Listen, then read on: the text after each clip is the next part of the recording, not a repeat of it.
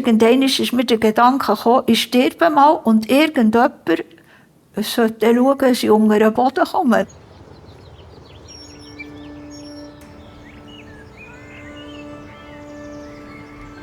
Du kannst nicht mehr so hoch raufgucken, du bist zu alt.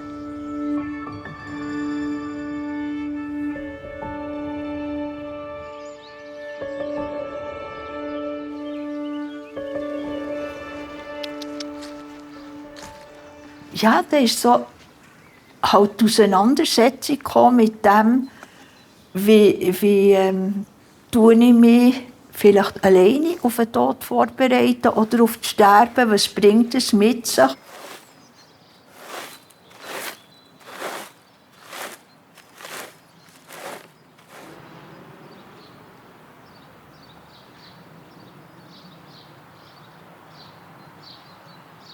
Wenn ich eine Krankheit hätte, wo ich wüsste, dass ich nicht mehr gesund werde und dass ich vielleicht eine längere Leidenszeit hätte, würde ich die Hilfe von Exit beanspruchen, weil ich bin Mitglied bei Exit.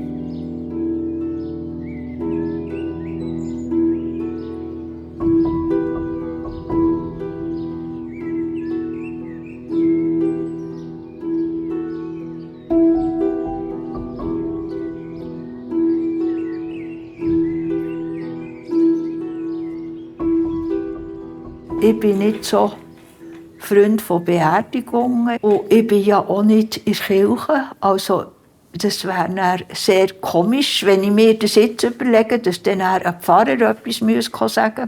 Und darum habe ich meinen Körper der Wissenschaft verschrieben. Ich würde also mal abgeholt und ins Pathologische Institut in Bern gebracht. Und ich hoffe, die könnten noch etwas mit mir anfangen. Und wenn man dann nicht mehr gebraucht wird, wird man dann kremiert und in Bern auf dem Bremgartenfriedhof beigesetzt.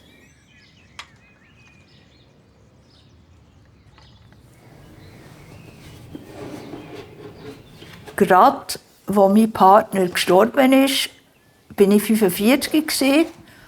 Und ja, ich war eigentlich überzeugt, dass ich wahrscheinlich wieder eine Beziehung eingehen werde. Ja, es war so einer von diesen Menschen, wo man sagt, die Kerze hat an beiden Enden gebrannt. Er ist dann auch an einem Herzinfarkt oder an einem Aortariss gestorben. Ich habe ihn dann noch zu Thun auf die Intensivstation, also auf einen Notfall gebracht. Und da hat er ja, noch gerade die Nacht überlebt und ist dann gestorben.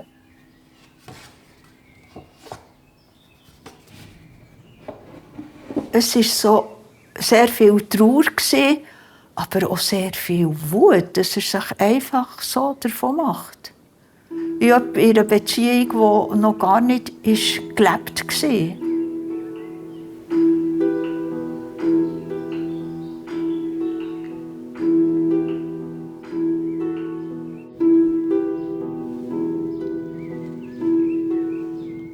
Ich habe mir immer Kind gewünscht und bin einfach nie schwanger geworden.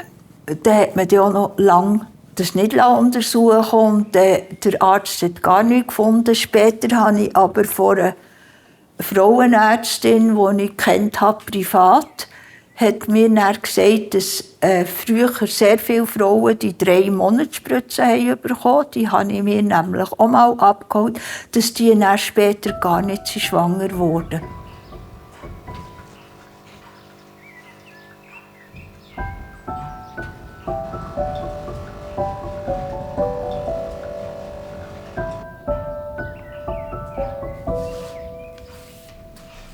Und da war lange der Wunsch da, vielleicht Kind aufzunehmen, Pflegekind.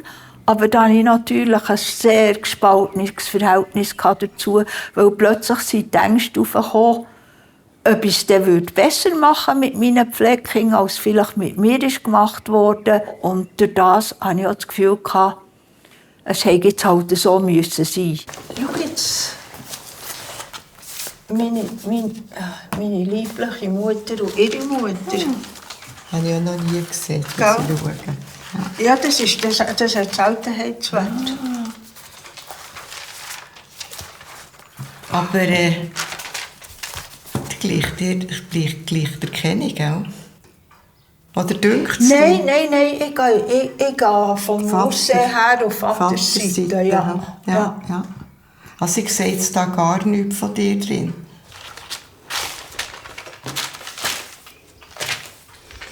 Also jetzt, weißt, ich habe jetzt das Gefühl, wenn ich sie dann noch mal 5 Jahre nicht anschaue, gehe ich sie dann fort.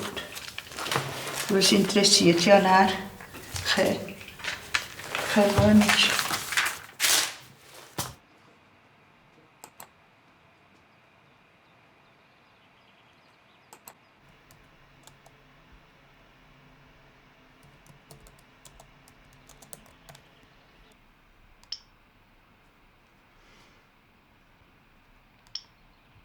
In meiner Freizeit nimmt Beistandschaften einen grossen Teil der Arbeit ein.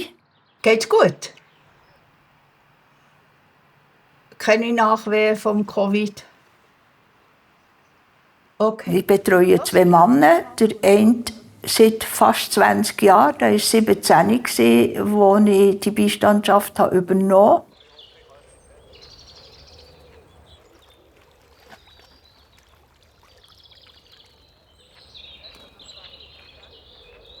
Du kannst die Eltern und die Sachen nicht rauslesen. Nein, das kann man nicht. Manchmal wäre es cool, wenn man das könnte. Aha, ja. Aber weißt, ich glaube, es wäre auch schwierig, wenn man sich die Eltern rauslesen könnte. Ja, es kann schwierig werden, das stimmt. Und ich könnte mir auch vorstellen, dass... also ich habe jetzt keine Kinder, und wenn ich mein Kind rauslesen könnte, das wäre, glaube ich, auch schwierig. Weißt du, da würde ich so viel überprüfen. Ja, logischerweise. Am besten sollte sie so sein, am besten sollte sie so sein. Ja. Da ich keine Kinder habe, habe ich doch irgendjemanden, wo ich ein bisschen zu ihnen schauen kann. Das ist so beim Bornstedt. Ja. Dort sind doch noch so die dreieckigen Ja, Häuser. Das ist dort ein bisschen vorher noch.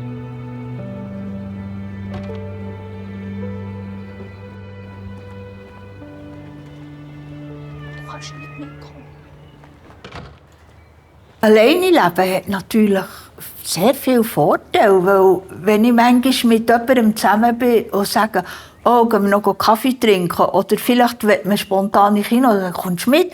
Heisst, ja, aber ich muss zuerst daheim anrufen, ich weiss nicht, ob das geht. Also, dann habe ich schon das Gefühl, das würde mir jetzt total stinken, wenn ich zuerst noch fragen müsste, ob ich jetzt in Kino könnte.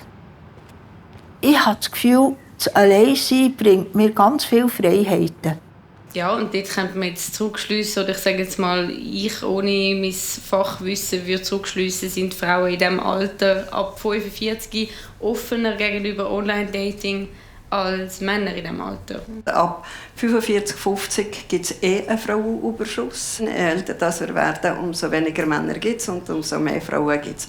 Kommt dazu, dass Frauen schon ab dem mittleren Alter viel mehr Singles, also wieder Single werdend, und zwar aufgrund von der Scheidung. Männer gehen viel, viel schneller eine neue Partnerschaft ein. Manchmal denke ich schon daran, wie das so wäre mit einem Partner, aber dann kommt dann sehr schnell der Gedanke auf, oh nein, doch lieber nicht, weil plötzlich müsste ich noch jemanden pflegen. Und ich bin total ungeeignet für so etwas. Und hatte gleich das Gefühl, ja, man ist ja im Guten und im Schlechten zusammen, wenn schon. Und das macht mir fast ein bisschen Angst. Also, dass ich das Gefühl habe, ich bin jetzt schon so alt, ich kann jetzt den Rest gut noch alleine machen.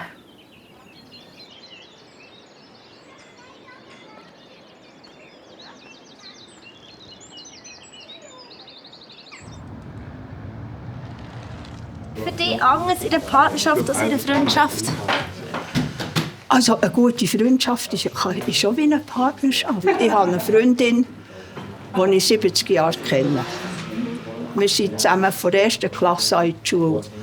Und da weisst du so viel voneinander. Das ist echt wie eine Partnerschaft. Erika ist die Freundin, die ich am längsten kenne. Wir haben uns nämlich gelernt kennen, als wir 7-jährig waren und jetzt sind wir 77. Wie da. Ja, da bin ich neben dir, genau. Ah, mal, da sind wir doch auch noch nebeneinander. Tatsächlich haben wir es geschafft. Ja, Ne? ja. Und sie haben mich über Jahre, erst jetzt, wo die Pandemie kam, haben wir 2 Jahre nicht zusammen Weihnachten gefeiert. Und ich habe einfach wie zur Familie gehört, obwohl ich die Einzige war, die ja nicht verwandt war mit ihnen. Und das hat mir ja, ein gutes Gefühl gegeben, also doch eben Familie zu haben.